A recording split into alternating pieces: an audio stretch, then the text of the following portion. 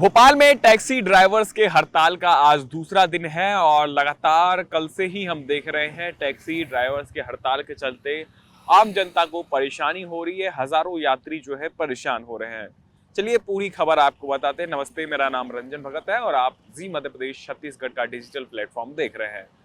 दरअसल taxi drivers पिछले दिनों से हड़ताल पर है और काम बंद हड़ताल के चलते जितने भी टैक्सी, लगभग 3500 से अधिक टैक्सियां जो है भोपाल में चलती है, उसके पहिए बंद हो चुके हैं और सीधे तौर पर इससे आम जनता जो है, खास करके एयरपोर्ट और रेलवे स्टेशन पर जो भी यात्री जाना चाहते हैं, उनको सबसे ज़्यादा परेशानी हो रही है।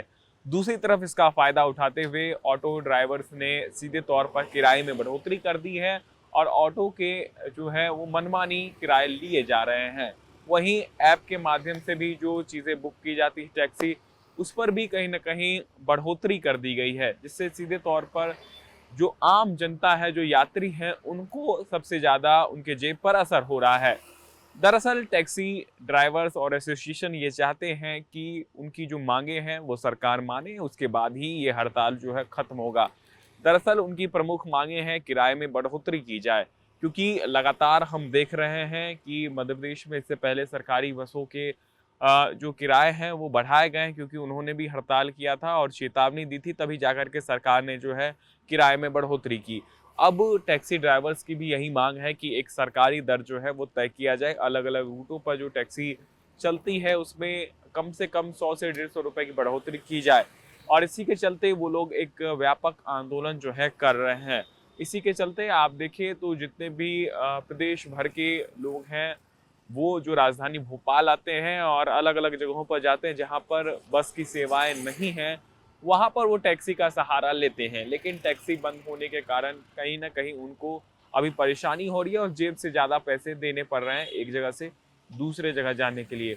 दरअसल टैक्सी ड्राइवर्स का ये कहना है कि जो खर्चा है वो काफ़ी ज़्यादा है और उसकी वजह से उनका मैनेज नहीं हो पा रहा है, क्योंकि बीमा हो गया, डीजल पेट्रोल के खर्चे और भी अन्य खर्चे जो है वो बताते हैं। और पिछले कुछ दिनों से हम देख चुके हैं कि टैक्सी ड्राइवर्स लगातार सड़कों पर उतरे हुए हैं, अलग अलग तरीके से जो है उन्होंने प्रदर्शन किया है। लेकिन जो सबसे बड़ी बात है कि वो चाहते हैं किराए में जो है बढ़ोतरी की जाए और दूसरी मांग ये है जो प्राइवेट वाहन है उसको कॉमर्शियल के तौर पर यूज किया जाता है। खास करके रैपिडो जैसे ऐप में हम देखते हैं जो प्राइवेट वाहन है वह कमर्शियल की तरह यूज किए जाते हैं। इसी के चलते वो मांग कर रहे हैं कि केवल इन सब चीज़ों में कमर्शियल वाहन का ही उपयोग होना चाहिए, किसी प्रकार के प्राइवेट वाहन जो है कमर्शियल यूज में ना हो। इसको लेकर के पाबंदी सरकार की तरफ से लगाई जाए।